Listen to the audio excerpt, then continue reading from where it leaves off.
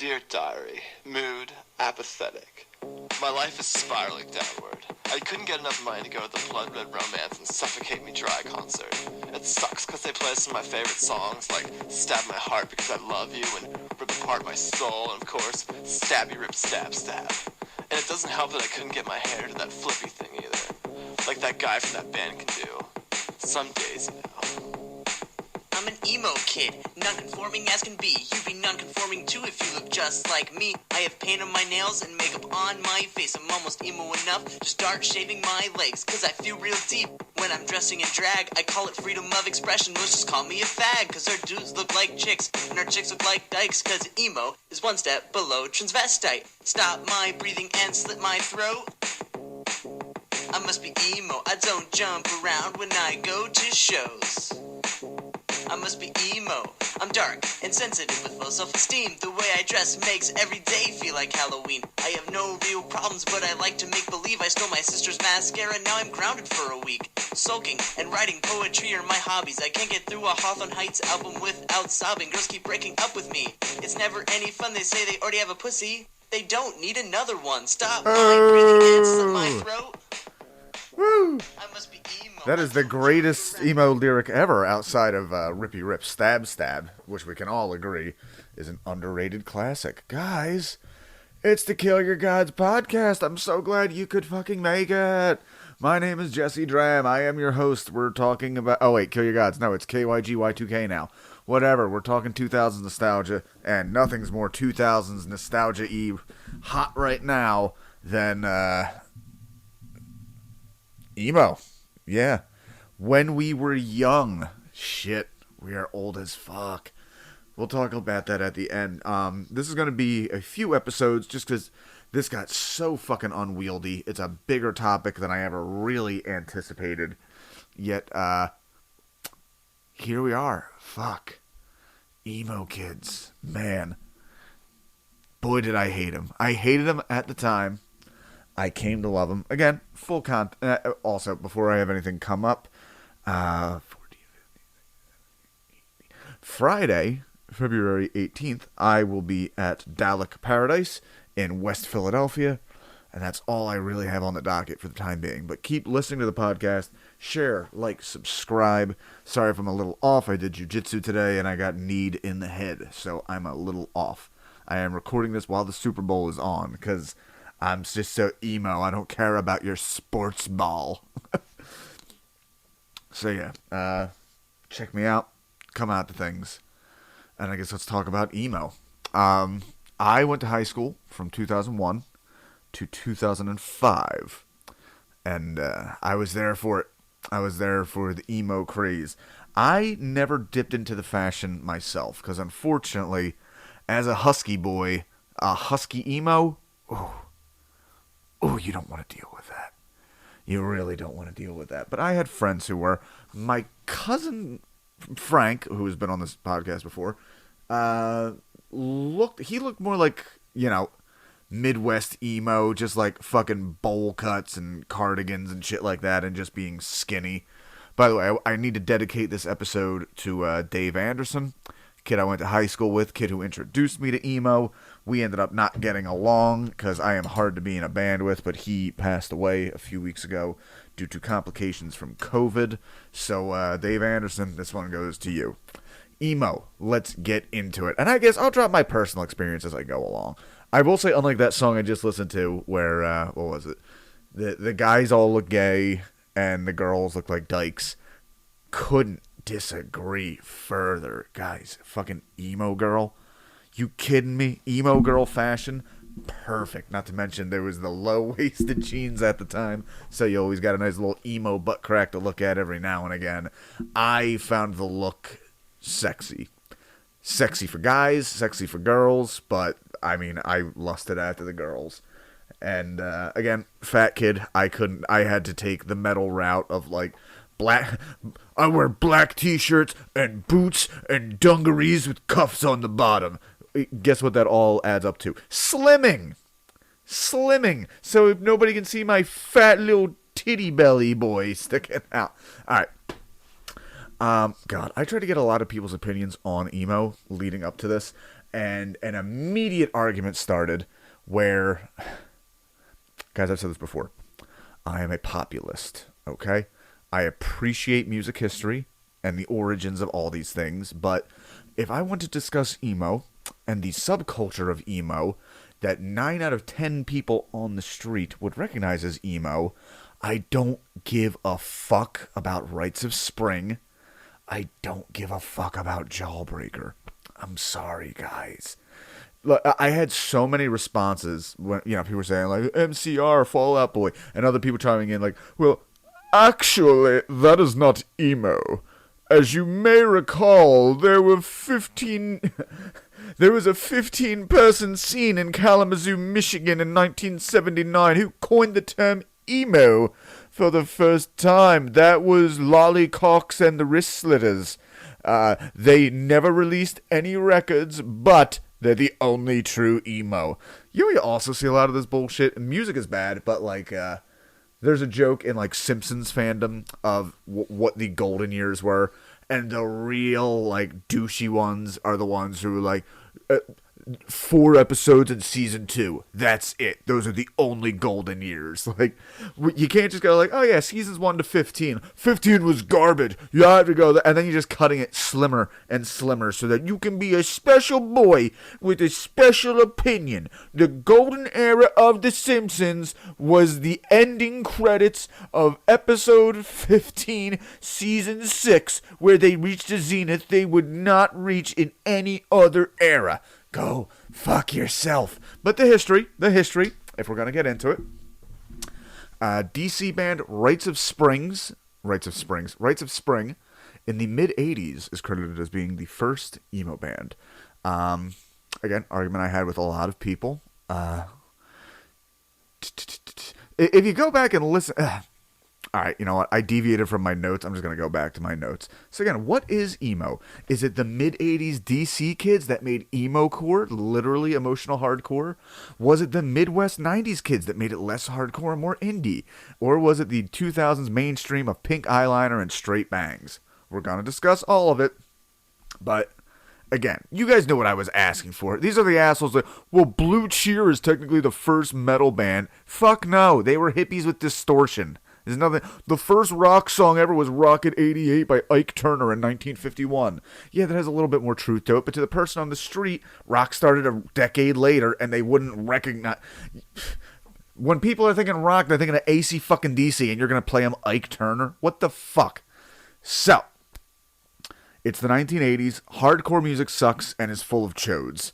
Like kids typically do, they go, hey, let's take this thing that already sucks, but tweak it so it's better, but still built on a foundation of shit. I do not understand the cultural obsession, underground, that people have with hardcore music. This is, again, like I said before, with like the emo and the Simpsons fanboys trying to divvy shit up. These people are arguing about records made by angsty 17-year-olds that sounded like shit, like... Oh my god, the straight edge aspect where they had whole things like... I watched a documentary on the band Judge, and I felt bad for like the singer guy because he's had a bit of a hard life and his mother died at a young age and he had a very hard father. But like the fucking rantings in between, like, this song's about murdering your local drug dealer. Drug dealers are the worst. Like, yeah, that's right. Nobody would ever get fucked up if not for them. Damn drug dealer. But by the way, maybe the only black kid in your town. But you're going to blame it on him that your cousin got addicted to heroin. No. There's no reasons. No reason. It's a supply side issue. Demand has nothing to do with it. Fat, unlikable kid with violence problems. I never liked hardcore. Again, I think the music sucks very much. At least punk had a little bit of melody. This is a bunch of not to mention, you ever see videos of a hardcore show and it's just a bunch of dumb fucking teenagers swinging on each other, and guess what? There's no women allowed in the fucking room. And if I have heard people discuss, like, you know, like, well, if that girl didn't want her jaw broken, she shouldn't have been dancing while I was windmilling with my steel-toed boots. Fucking losers. And it's like, you know how Rolling Stone like really kind of sets the basic tone for rock and roll in retrospect, especially since they put so much money to the Rock and Roll Hall of Fame. That's where you get shit like, well, Kraftwerk was really... And Kraftwerk, great band, like, obviously very, very influential. But to act like Kraftwerk was anybody's favorite fucking band. A bunch of Germans going...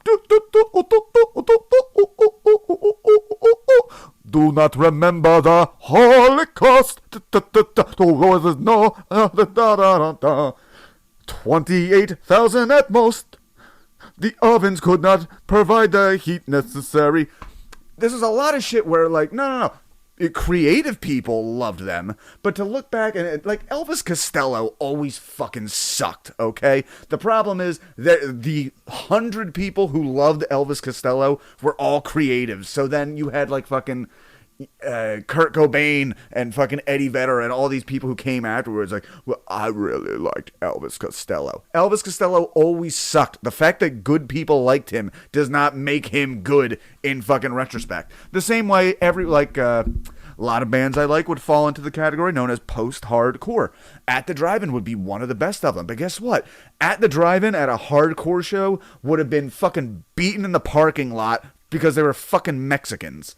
I don't know when this bullshit started with punk rock. Like, well, punk rock has always been queer and person of color accepting. Like, since fucking when? Guys, punk rock started as a fucking grifter manager's Ponzi scheme when he created the Sex Pistols, like, with all the fucking artistic merit of Lou Pearlman putting together the Backstreet Boys, okay? Go fuck yourself with this punk as, like, always the voice of the underground. And, like, you don't hear, like, you know, the disco way to set up a software company. But there are literal books, like, you know, fucking... DIY, the punk rock way. People referring to fucking crypto guys as crypto punks. They're tearing down the economy as we know it. Fuck you. All of you. You're fucking dorks. And guess what happens? Other dorks became journalists and they wrote about the bullshit they liked. This has never been mainstream. It's never been popular. Hardcore has nothing to do with modern music outside of some bands like this that poke their way through. So yeah, fuck hardcore. Go kick your girlfriend in the cunt and then tell me why she deserved it. Okay? Losers. Ooh. Clearly, I didn't meet a lot of hardcore kids I liked. Yeah, what's up? Beat my chest. Beat my chest. Listen to Hatebreed. Me and my 10 friends are all gonna go kick a small man in the face and then talk about how it was actually 100 Nazis, probably. Ahem. Need a sip of water here after all this hardcore hate. Guys, the only place where hardcore was influential was in the hallowed halls of the ECW Arena in Philadelphia, Pennsylvania, the brainchild of Paul Heyman. Sorry, that's a wrestling thing. So, and again, another reason why I'm not going to call it, Rites of Spring, one of, like, a few bands that pop up, not really popular in DC in the 80s. Almost all of these bands are broken up and fizzled out by 1986. Like, 2 decades before mainstream emo. There's some sonically auditory, like, connection, but really not much. So it's really hard to say how influential they were on the most famous iteration that would come 20 years later. Now, moving into the 90s, Jailbreaker and Sunny Day Real Estate. So, honestly, I'd argue in this time period, much like they want to make this whole thing about punk, the biggest influence on what would become emo, if you ask me, would be grunge. Nirvana and all of them that is what brought punk rock aesthetics and doctrines into the mainstream. The big bands before Nirvana were only tangentially punk, okay? Billy Idol had the look and the sneer, but had shed his roots in the band Generation X entirely for fucking pop rock with a shitty attitude. Guns N' Roses were a hair metal band that partied and lived in squalor like punks. Motley Crue, same thing. But in Nirvana and grunge, we had the simplicity and self-loathing of a lot of punk music at the time. Listen to the discordant guitars on Heart-Shaped Box, okay? Nothing so unpleasant would have been made so big, even if the same exact song had been made by a DIY Fugazi Ian MacKaye basement dweller. These 90 bands had the pop... Yeah, they had the pop songwriting structures, but the mood and inclination towards punk. Jangly, weak, distorted guitars. The tough guy posturing of hardcore had faded away to a vestigial appendix that you couldn't even notice if you didn't know to look for it. These 90s bands were labeled as emo, yet they sound like as heavy. They sound like Smashing Pumpkins B-sides. Later 90s, we get Jimmy Eat World from Arizona, the Get Up Kids from Missouri, Promise Ring from Wisconsin, from Indiana, the Ataris, who I'll talk about at length later. All clearly influenced by Weezer, especially their at the time flop, 1996, later regarded as a masterpiece, Pinkerton, which many would consider to be one of the first mainstream emo albums. A change from their previous album, which, if you don't know your Weezer well, the previous album is where you got, like, you know, Buddy Holly, Would You Want to Destroy My Sweater? And, of course, what the fuck is it? Say It Ain't So. Like, that's what people knew Weezer for. Then suddenly we have songs like, you know, No Sex, or, is it No Sex? Or Through With Sex, or whatever. And Pink Triangle, which is all about falling in love with a lesbian. Like, really deeper, weirder things, darker. Songs about insecurity, messy, unfulfilling sex lives, and overall introspection. Rolling Stone at the time called it the second worst album of the year. More proof that Rolling Stone has always sucked, by the way. Hard as I tried, I could not find what the worst album of 1996 was. I assume it was Jennifer Love Hewitt's debut album. Go look it up. Not making that up. It's terrible. So, I'm going to make a personal stake here and say that the first emo album, in my personal opinion, that came first and shared the most characteristics of the mainstream emo to come would be Saves the Day's 1999 album, Through Being Cool.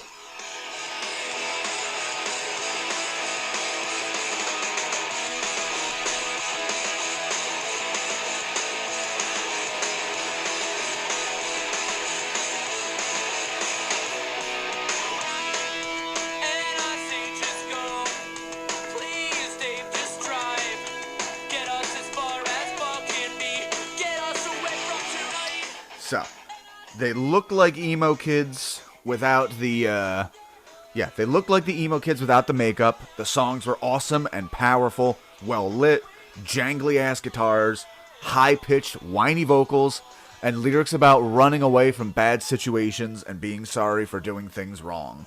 I also consider this a cornerstone album in the future emo, as Saves the Day, unlike a lot of the, again, hardcore-ish bands, and a lot of the other bands that will follow how they portray themselves, Saves the Day are plain, obvious, unapologetic dorks. The album is called Through Being Cool. The album cover shows them as skinny, tiny little men, left out from the cool crowd. Singer Chris Conley, only 19 years old at the time, and their drummer left the band shortly after this album to attend college. So, here's an interesting thing I hit on. Should have mentioned there. Saves the Day is from New Brunswick, New Jersey, which, if you are unaware of your New Jersey, is very much on the north side. I think it's only about 35 minutes from New York City. I was right outside of Manhattan yesterday, and I couldn't remember that. So, an understated thing, it seems to have had a major impact on the development of emo as a whole, 9/11. The optimism of the 90s were dashed. We were suddenly living in a much scarier world. There were fears of further attacks, wars. There were fears that the fucking draft might come back. Seems insane, but that's where we were. After the brief respite of nuclear fears in the 90s, after the fall of the Soviet Union, some of emo's biggest bands hailed from New Jersey or Long Island, such as My Chemical Romance, Saves the Day, Thursday, Brand New, and Taking Back Sunday.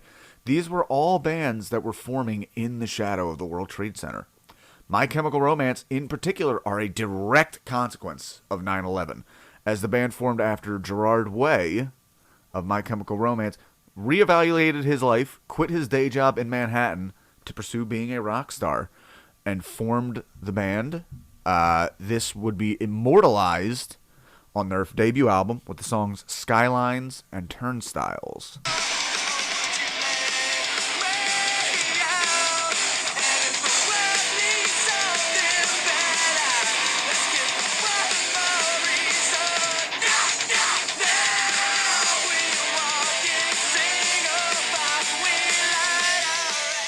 So, some lyrics from the song. This broken city sky, like butane on my skin, stolen from my eyes. And in this moment, we can't close the lids on burning eyes. Our memories blanket us with friends we know, like fallout vapor. Steel corpses stretch out towards an ending sun. Fuck, man. So yeah, something to consider at that time. Again, a lot of these bands were being formed right in the area of Ground Zero, and they were being listened to by a bunch of kids who just had their Pearl Harbor, just had the shit scared out of them, not knowing what would come next. Again, must have something to do with something. So, with all that groundwork laid, let's move to the mainstream explosion. My first personal introduction to emo was technically a subgenre. I was trying to form my first real band. I hooked up with another guitarist, RJ Speece, and a singer, Dave Anderson. I wanted to play metal. Shocker. RJ was into Zeppelin and acoustic stuff. However, Dave was into emo. I said I wasn't entirely sure what that was. So, to give me a good example of the kind of music Dave was talking about, he played me then the new album from Thursday, their first full-length, Full Collapse, only recently released, and I dug it.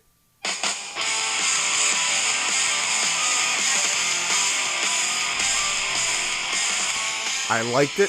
I loved the emotion. I loved the dynamics. The great lyrics.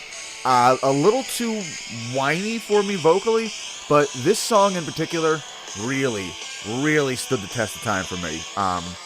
Understanding in a Car Crash by Thursday. Not my, only my, I'll shut up. Hold on.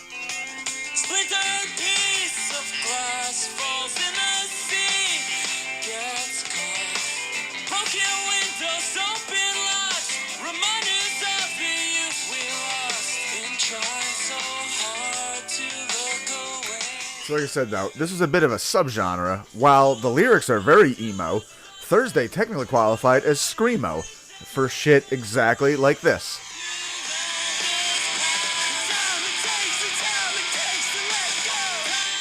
Which is funny thinking about it now, because that's really not extreme screaming the way it would come to be later. Huh. If we can get at the very end here.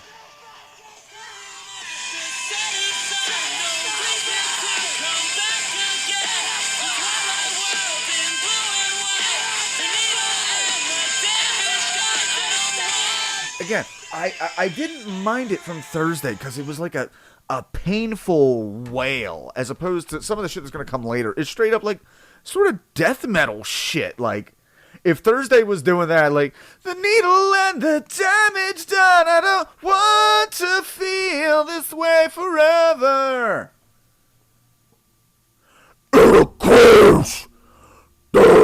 Oh, fuck, I gotta turn down the microphone on. Okay. So, took a few years for the genre to catch up to me, but in 2004, the fucking doors got kicked down. My Chemical Romance's I Am Not Okay. That is not the title. Why did I say I Am Not Okay?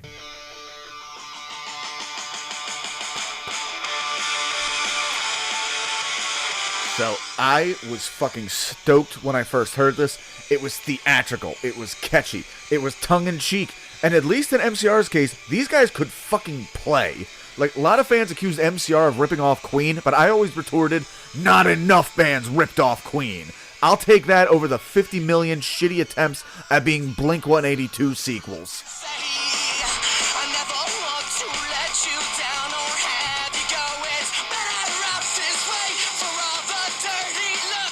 These boys from New Jersey were so incredibly earnest. Like, I watched a brief YouTube video that put the band in perspective, that most rock stars are fucking jerks. Like, they fought. They fucked over their fans. Some of them just plain fucked their fans. Even the pop-punk guys who wrote about crass shit being so rebellious.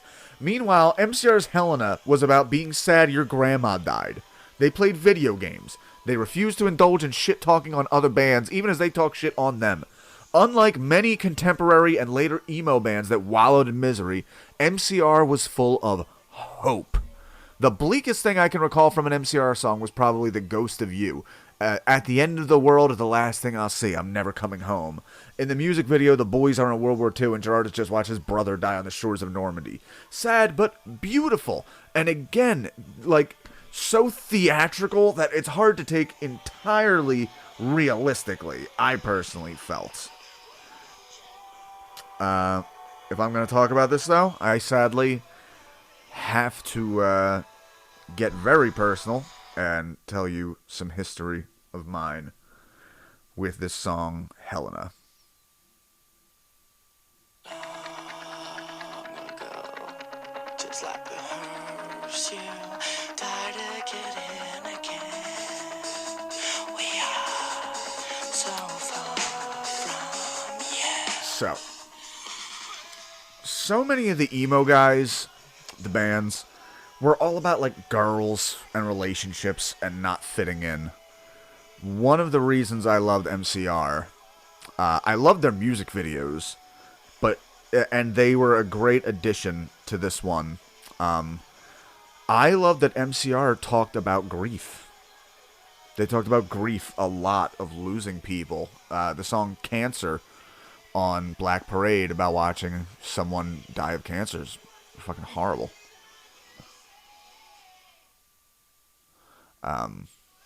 Sorry, I had to test something. So, September 2004, a good friend of mine, ex-girlfriend, Jessica, had a brain aneurysm on a Friday. I was a senior in high school. We just started the school year. We didn't find out that she had a brain aneurysm. We found out on Monday at school. And as the way these things happen, the news came in little by little. Again, this is before cell phones. The news came in little by little throughout the day, and only got worse. Started, oh, Jessica's out sick. Then, oh, she's in the hospital. Then doom into, oh, she passed out at work screaming about a headache and got helicoptered to the hospital from her work. My best friend, Matt, and I went to visit her in the hospital that Wednesday. Again, not knowing what the fuck we were walking in on. We walked in on her. The front right of her scalp, shaved, stitched. They'd had to remove part of her skull to allow her brain to swell.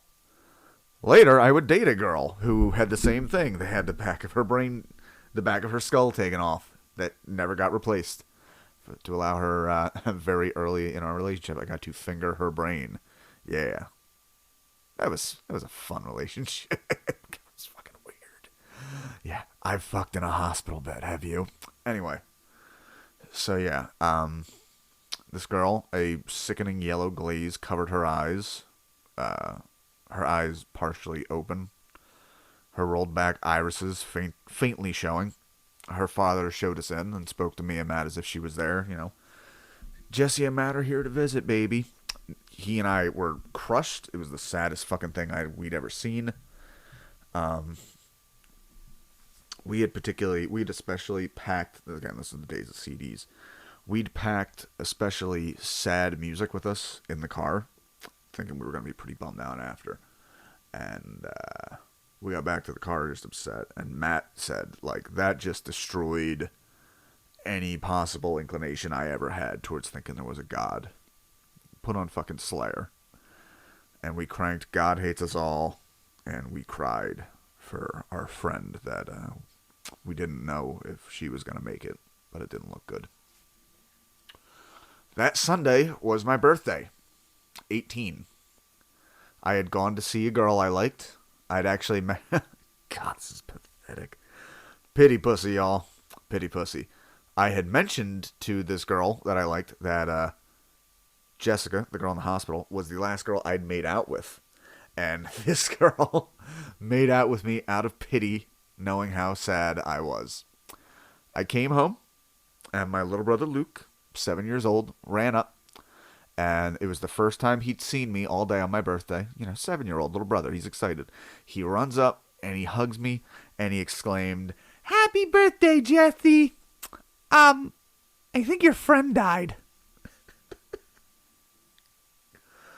Oh my god, that fucking memory. Yeah, My 7-year-old little brother had told me that my friend Jessica had died. And my mom appeared in the room and told me. Again, it was sad, but that was... I even laughed in the moment with a recognition of like, all right, that was fucked up, but that's still the best way I could have possibly learned. We were crushed as a little community, as a little circle of friends. Much like my friend's style has always lasted, I was on the periphery of her group of friends. I never had a group of friends. I would have like 2 to 3 people, and then I would be on the periphery orbit of some other bigger groups of friends who really enjoyed each other, but I would never hang out with individually. Yeah, Jessica was the nicest fucking person.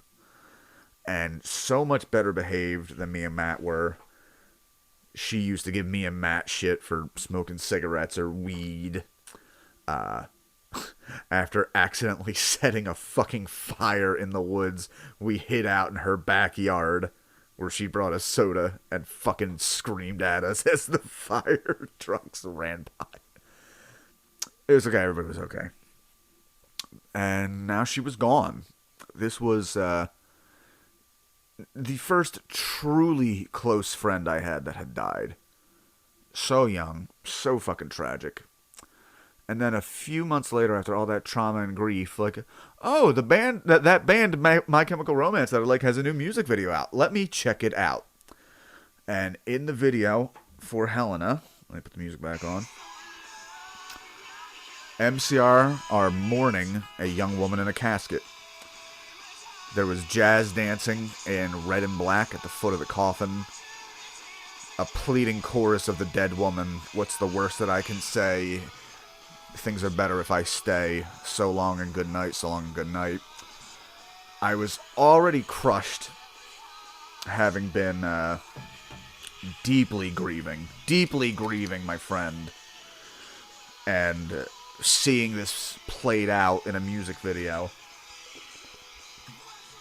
And again, this might be the first sad song I could think of that was powerful.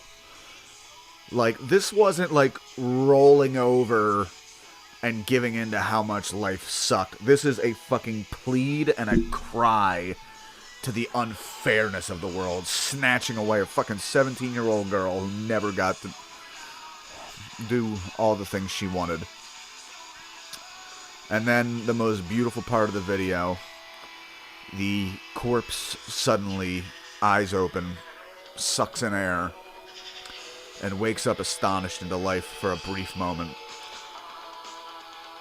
She dances, she clutches her breast, feeling life restored to it.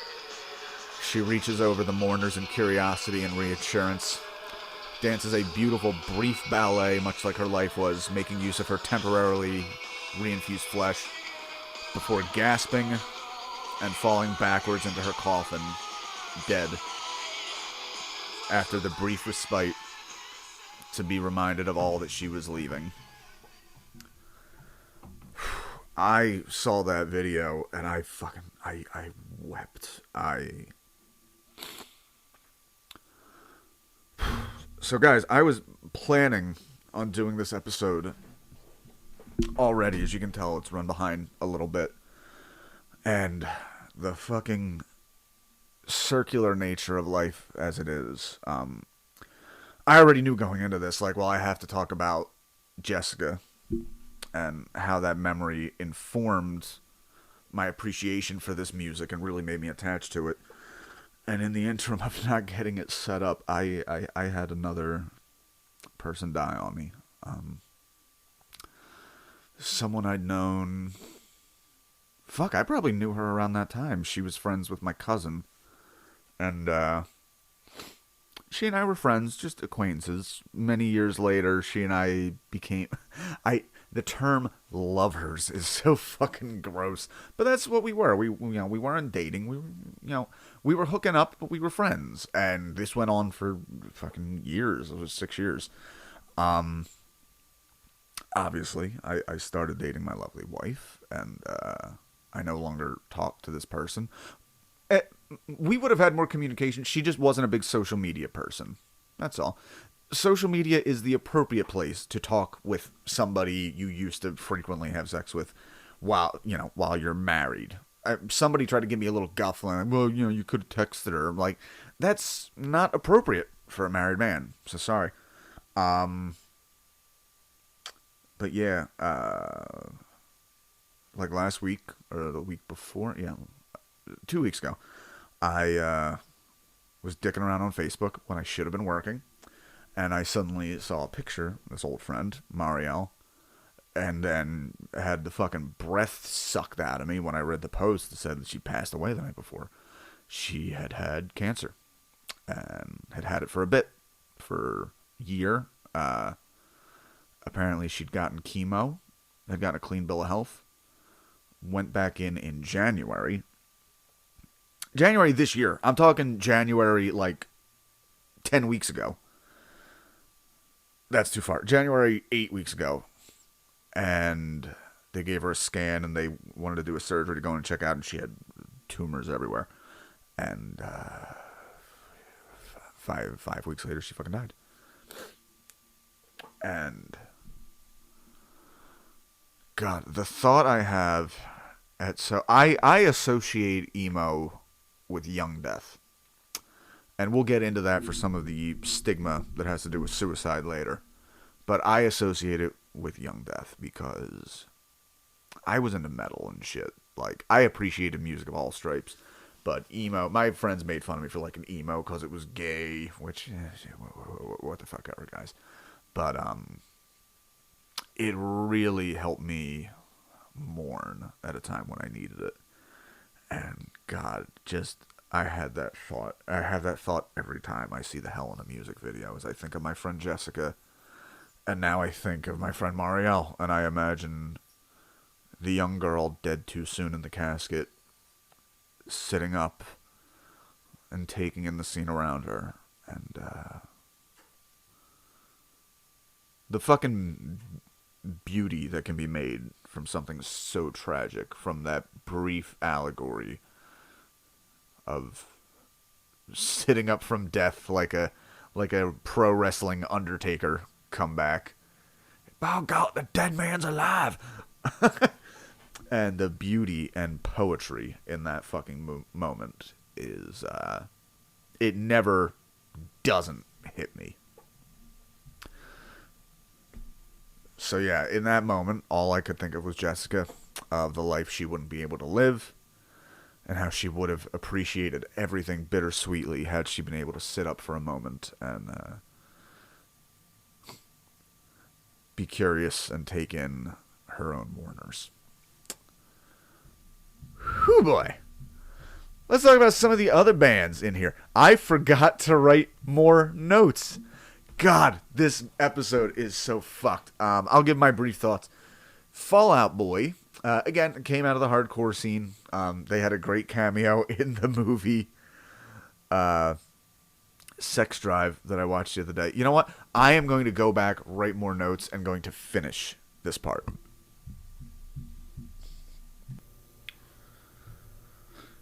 Guys, I made too many notes for myself, and I don't want to talk about emo anymore. Okay, I had to pause.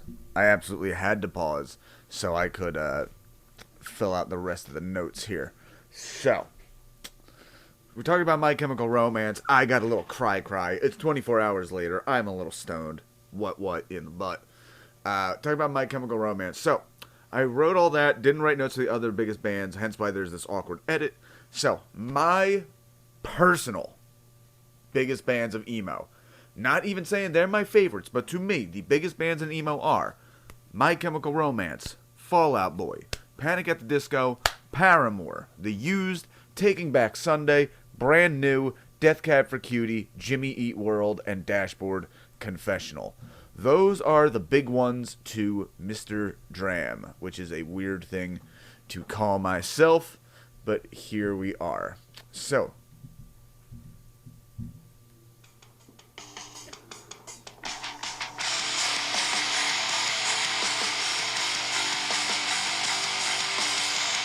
by the way, the intro to this song sounds just like fucking Higher by Creed and that one shitty song by Simple Plan.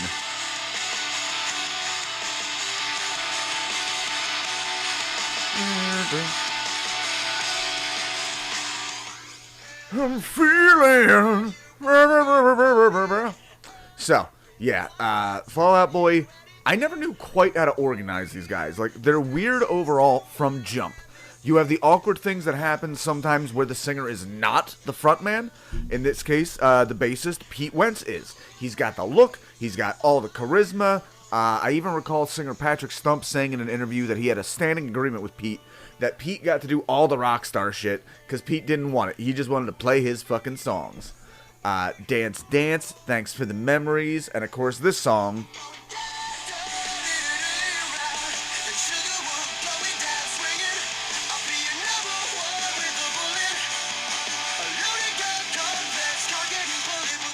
So, I didn't think they were particularly emo. For one thing, they were not as pathetic as the other guys. They had so many, like, there's no despair in this. It's just, like, songs about girls, basically. You can't define emo as songs about fucking girls. That's, that puts fucking Commodores in Brick House. Like, coming in with their new emo hit. She's a brick. House. You're number one with a bullet. Lock it and pull it. Yeah, that doesn't work. Pete Wentz is an emo icon appearing across the mainstream, even in shit like Tiger Beat. They did have the emo trope of long-ass, dumb song titles, such as This Ain't a Scene, It's an Arm Race. Thanks for the Memories, with all the vowels taken out. So gay. I didn't mean to say so gay, but I did, and I'm not going to edit it out, because this process is taking so long. My songs Know What You Did in the Dark, and our lawyer made us change the name of this song so we didn't get sued.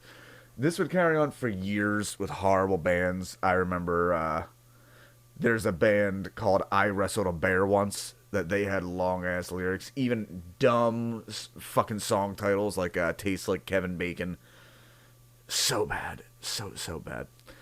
Pete married Jessica Simpson's sister, which is about as mid-2000s as you can get. Yes, get the one that didn't get fucking raw dogged by the Jackass boys. I will give credit to Fall Out Boy, something I've always loved in bands, always have respect, automatic respect for pull it off, always kept the same lineup. It's been the same four dudes this whole time. So, completely opposite to that,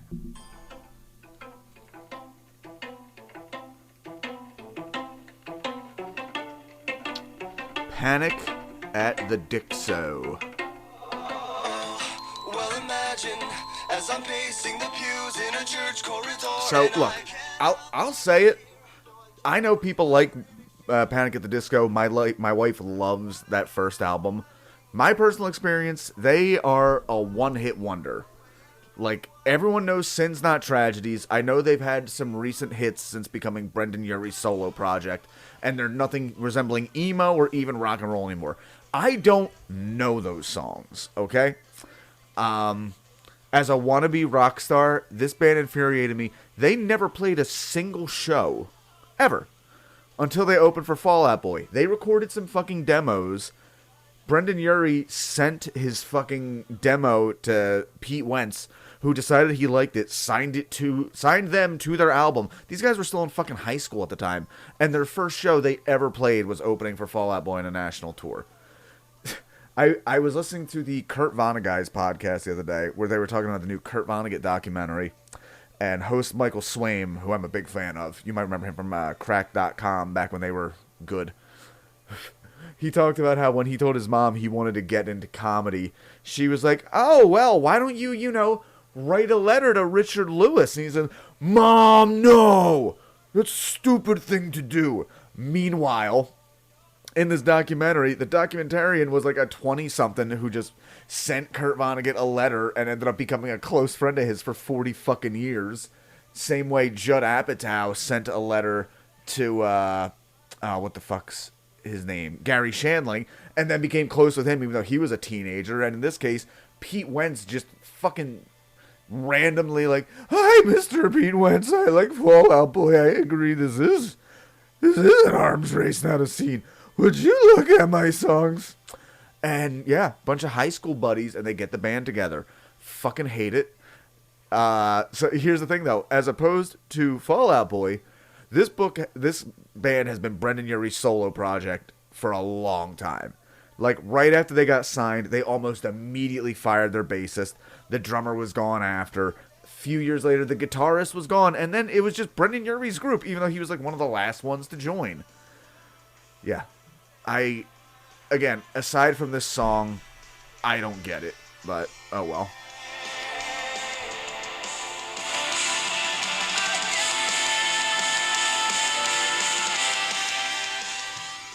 Alright. Much like Panic at the Disco, Brendan Urie's band, this next band was also pretty much a solo band. Kind of, but not really. Oh shit. Paramore. So, this is Hayley Williams' band, okay? The rare emo band with not only a female singer, but a female anything. And yet, even she was so emo, she managed to hate women. This song right here, we talk about sexism a little bit later, but she no longer plays this song live because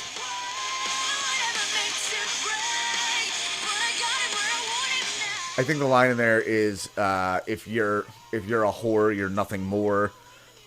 Yeah. So interesting story here. Basically, they wanted Hayley Williams to be a pop star. She gets signed at like 15, 16, 17 to a record label, and she insisted, like, I don't want to do pop shit. I have this band with a bunch of dudes I know from high school. Like, let me do this with them. So she brought them along, and then they were a band for a bit. And then, you know, hey, the superstar is the superstar. You don't need those fucking chodes, baby. Leave them behind back in Delaware or wherever the fuck you're from. I don't know. So they bounced. She went on without them. So this song was so similar to one of the biggest hits this year. Let's try it like this. Good for you, you look happy and healthy, like a damn sociopath. Yeah, this song was so similar to the Olivia Rodrigo song, Good for You, that they just basically just get, like, we'll make you a co-writer. Yeah, we fucked up. We thought we could get away with it. It's slightly different, but not enough. So yeah, Hayley Williams still a big influence on the latest version of like pop punk and emo popping its head into pop music. Next, we have The Used. This may be one of the bands I know the absolute least on here. I never got into any of their songs. Let's listen to one of them anyway. This is The Taste of Ink.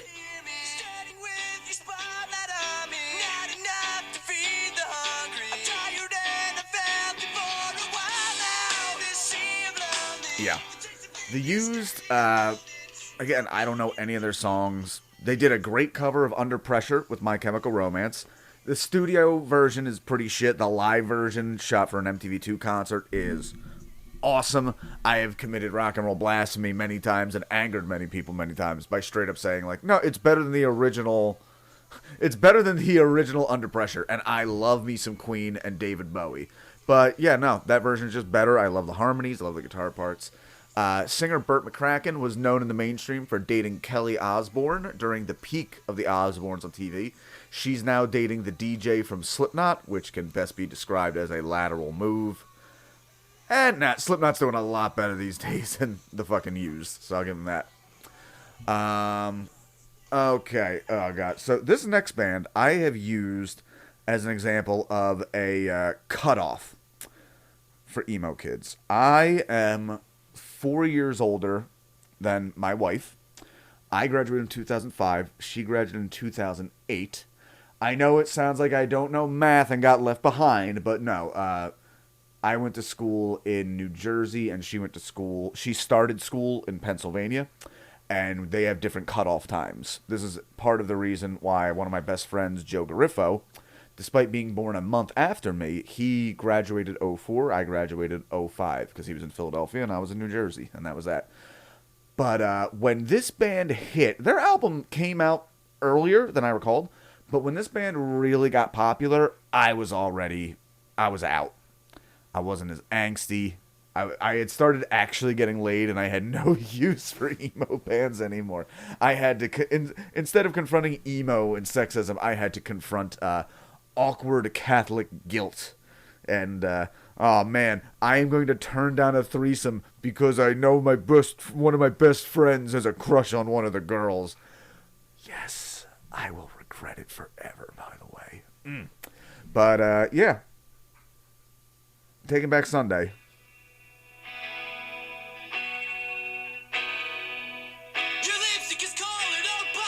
So, like I said, just as I was getting out of pop punk, these guys were getting really big. To the extent that my wife and some younger emos, this was the big band for them. It's fine. The song is cute without the E. Get it? It means cut yourself, because it's emo. So yeah, TBS was the first emo band. They were the big band. God, you know what sucks? Let's talk. Got the gun to my head. What'll happen is I will speak off the cuff and then look at my fucking notes, and it's the same exact thing I just did off the cuff.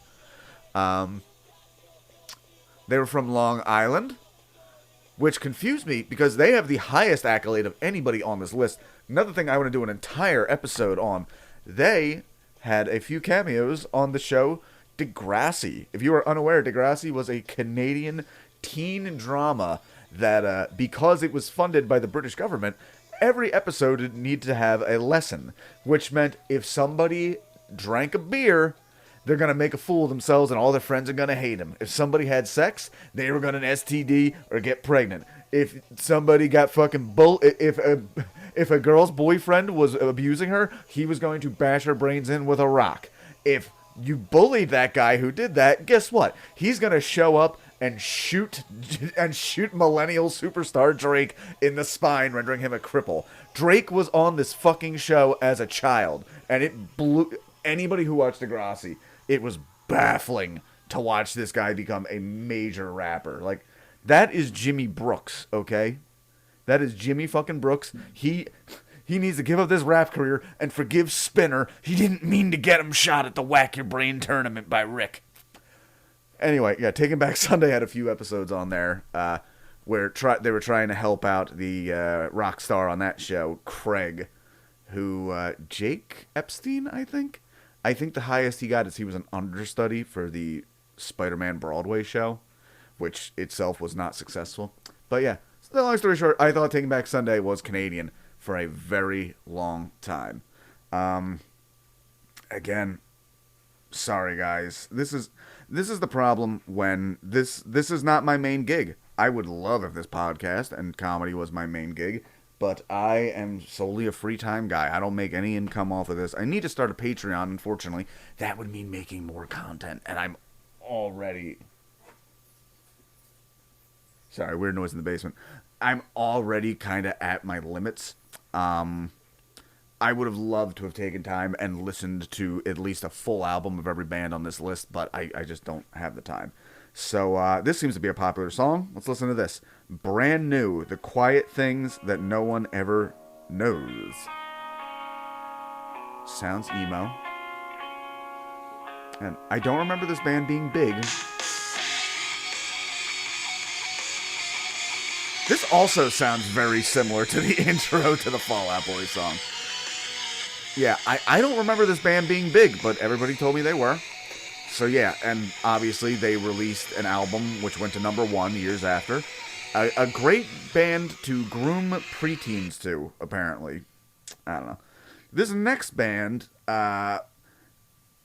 gets a little confusing just because I think they fall just as much into emo as indie, when ultimately there's really not much that separate the two. One of the most emo songs ever, and a song I personally love. I remember my grandmother, I got to like this song too, shortly before she died. Again, I love music about death and grief. Both are satisfied. Illuminate the nose on their vacancy signs. If there's no one beside you when your soul embarks, I'll follow you into the dark. Death Cab for Cutie. So good. The singer was married to Zooey Deschanel, bridging the all-important gap between depressive emo and twee hipster. Again, my only other thing with this band is I was just getting into the band Death when Death Cab came out, and that sucked because all of a sudden there was no more Death on the shelves because literally they moved the Death records to the back, so the Death Cab for Cutie albums had more space to have 30 fucking copies. And by the way, I know a lot of people like, oh, Death, that black punk band that they made the documentary about. Listen, I liked that. I'm sure that was a good band or whatever. This is more about punk rock sucking its own dick, the way I talked about fucking hardcore earlier. Again, punk rock was always angry white boy music, okay? You're doing the opposite of whitewashing. Don't make this like fucking thing of the people. But, yeah, suddenly everybody thought, oh yeah, that band Death from the documentary. No, not that Death. I am talking about fucking Chuck Schuldiner from fucking Tampa, Florida, originator of death metal.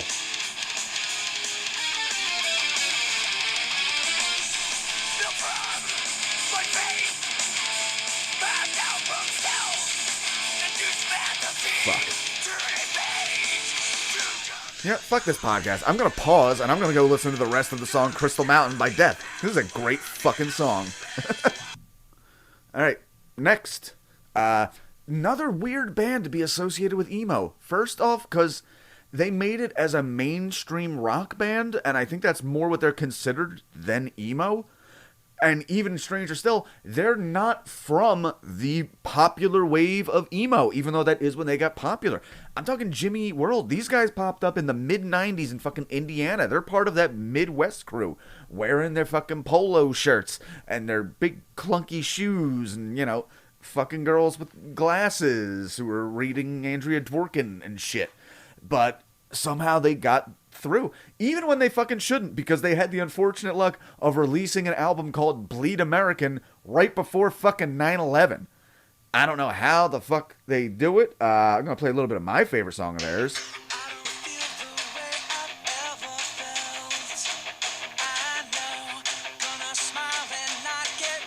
So, yeah, like I said, they didn't have a lot of the modern emo tropes. They didn't really have the fashion, although the lyrics are very emotional.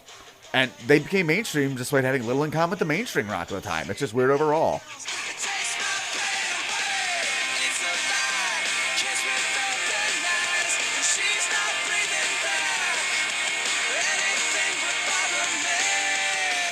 Yeah, just a really good song. So, the last band I can think of, and this was probably one of the first bands I really heard that, like, the argument over what is or isn't emo has always been here. This is not a new fucking thing.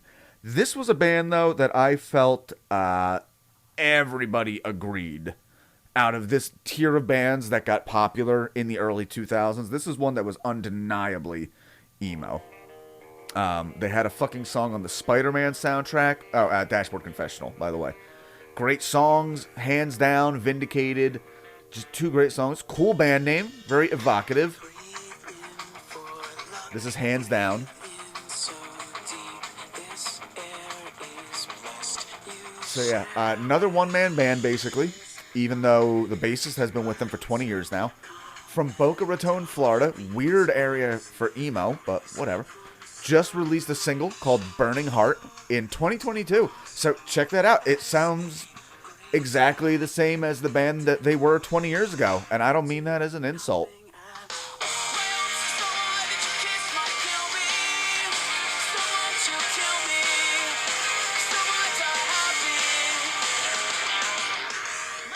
Yeah, you know what? Let's take a listen to Vindicated too, because that's a great chorus too. This is from the Spider-Man soundtrack. Went too far. Selfish, I am wrong, I am right, I swear I'm right, swear I knew it all along, and I am wrong. Alright, so that is the end of this chunk of the podcast. Like I said, I'm going to do a few more episodes. Wait. I forgot the biggest emo band of them all. Without this band, there would be no Thursday.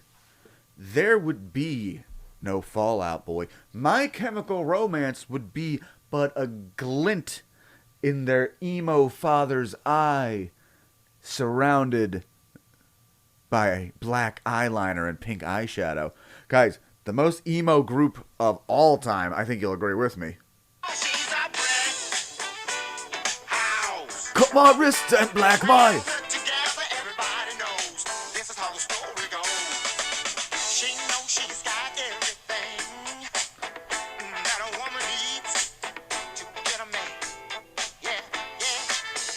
Saying goodbye, this time, the same old story.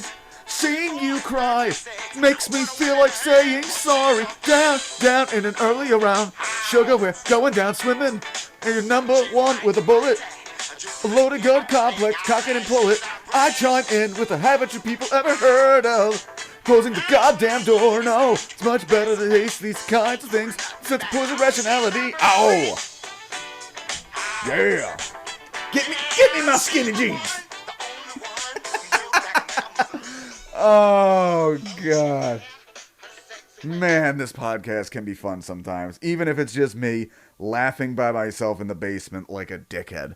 Guys, that is part 1 of emo. I'm just going to put out a few episodes across a few days because I have too much fucking material. I have over 3 hours of material here, and it's all interesting. It's just too much for one fucking episode. So, share, like, subscribe. Come see me this Friday at Dalek Paradise. Unless you're that creepy fucking non-binary person that I pissed off a month ago that I'm still kind of looking over my shoulder for.